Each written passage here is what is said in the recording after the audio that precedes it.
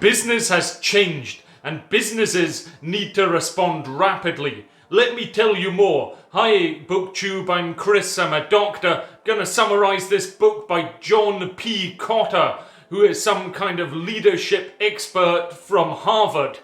And the key points in this book are very simple, and that's that a dual operating system is required for modern day businesses. And this involves useful interactions between the network that is the company and the hierarchy of that business, with each individual being able to correspond effectively with other people in that particular company, irrespective of rank. So in essence, you've got a network. Although the existing hierarchy exists, you've got an efficient way of working. If you think of this a bit like the solar system, you've got different planets going around. Still, in the center, we do need that vision, that clear vision from leadership, highlighting this vision and what people are trying to achieve. But the individual units can communicate with each other effectively rather than only going through a formal process. The dual operating system is split into two. Let me tell you more. The left side of the dual operating system is where formal management drives decisions. And this is where we have kind of constant innovation, but predictable innovation. In essence, routine business. In sense, you've got this reliable, efficient meeting, aiming to obtain today's numbers through predictable change. Frequently, the left side would use established management tools to meet today's numbers and to perform incremental or predictable change. Any strategic activity or change-related activity that we know can be effectively completed in a timely way, in an acceptable expense, inside the existing management hierarchy framework, usually therefore stays on the left. So, if the left side can do a job, but more speed, more expense, or more creativity would be helpful, then that's when the right side gets involved. Let me tell you about that. So the right side is really strategic acceleration of this network. It works in an agile fashion, and it uses speed to its advantage. This explores different, unique, unusual, novel ways of working, and there's a greater degree of uncertainty here.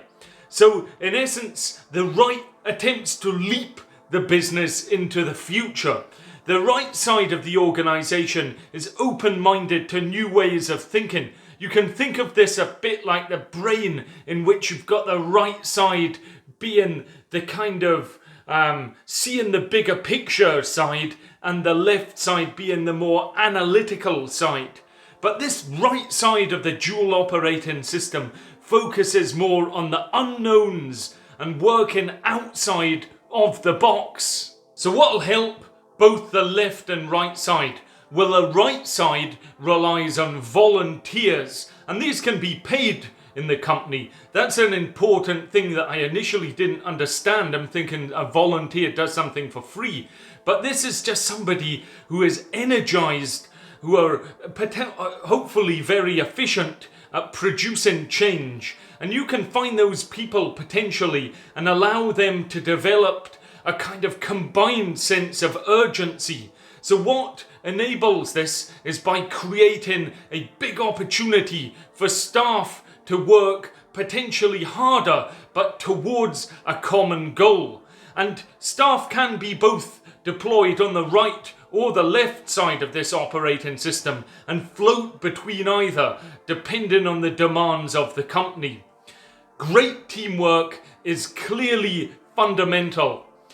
And of course, there's silos in any organizations. We often hear about breaking down and removing silos. That's perhaps not true. What you can do is minimize silos, and that helps, like I said at the beginning, with this hierarchy, but this potential network way of working, so you've not got the silos there.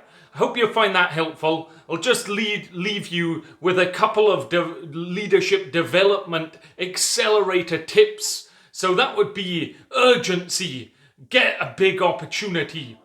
And in addition, guild a coalition of volunteers who will then be all 100% behind that opportunity.